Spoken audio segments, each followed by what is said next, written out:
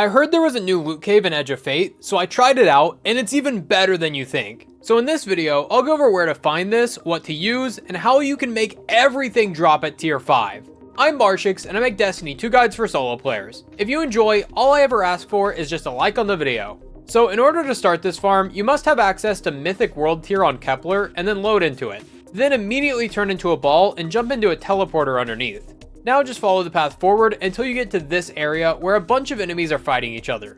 These enemies will spawn over and over infinitely, so you can just keep killing them until they drop an engram. And because all of these enemies are orange bars, they will drop engrams at a higher rate, allowing you to get a drop about every 3 or 4 minutes. Basically the same time as the solo ops, but this will give you different loot, and you can just turn your brain off and farm.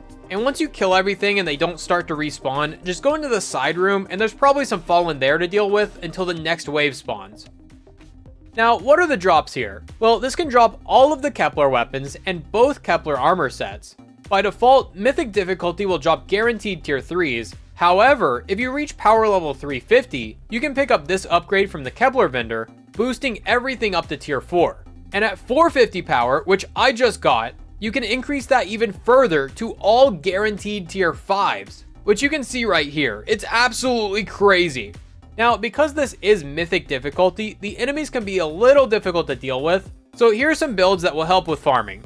First off, Consecration Titan with either Synthoceps or a Synthoceps class item. This will allow you to slam the ground and insta-kill everything as they spawn. One Consecration with the Synthoceps damage buff should be enough to kill everything in one shot. And be sure to use Glacier Grenade to build up your darkness energy fast, so you can always have your Transcendence active to spam Consecrations.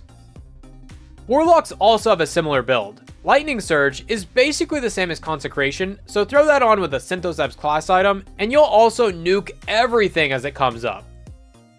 And for Hunter, I've been running Gifted Conviction with Tempest Strike and Ascension, so I can just spam my abilities and take less damage. And Tempest Strike now works with Combination Blow, so it'll take a minute to get the buff going, but once you do, it's basically the Hunter version of Consecration. Just make sure you have your melee stat as high as possible because you're going to need it for the extra damage, and that goes for all of these builds.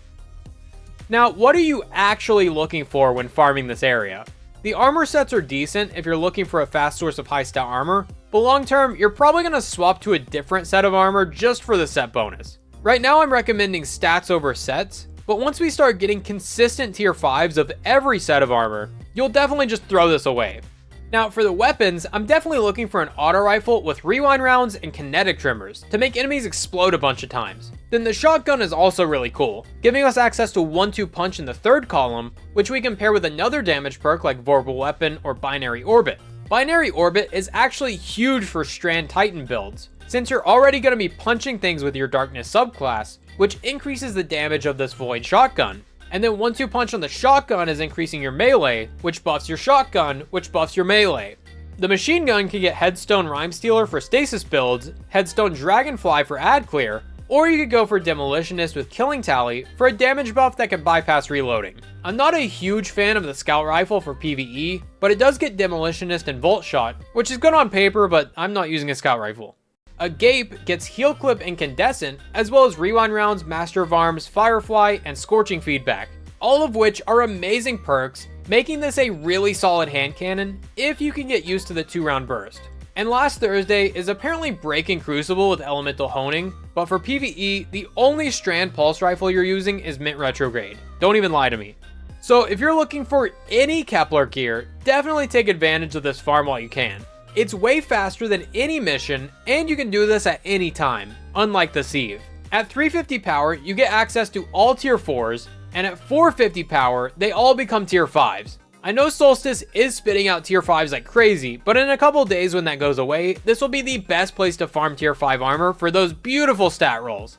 And to see all the other armor set bonuses in Edge of Fate, check out this video where I break down all of them and show you the best. Thanks for watching, I'm Marshix, and I'll see you next time.